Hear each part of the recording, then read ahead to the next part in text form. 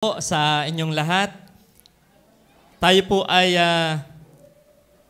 may mga pagkakataon ng ating buhay na nawawala yung ating init. Halimbawa, sa buhay mag-asawa, nawawala yung damdamin sa isa't isa.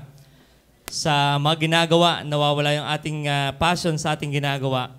Pero isang bagay ang delikado na mawala ang ating init, ito yung sa relasyon natin sa Panginoon. Amen. Pero ang realidad po ay nawawala nga yan. Dumadaan na Tama. yung ating temperatura, kung lalagyan ng thermometer ay nagne-negative. Pero kaya po ang awit ng koro ngayon pong umaga ay sindihang muli. So ang ating hangad ay huwag tayong manatili na walang passion for the Lord. Kundi ang sabi nga po ng awit ay sindihan mo't gawing makulay, papagningasin mong muli ang buhay, tulad ng dati. Yun po yung maganda na mangyari na i-rekindle nawa ng Panginoon ang ating puso na mapatuon tayo sa passion for Him and His glory. Nawa po ipagpalain po tayo ng aawitin po ng koro.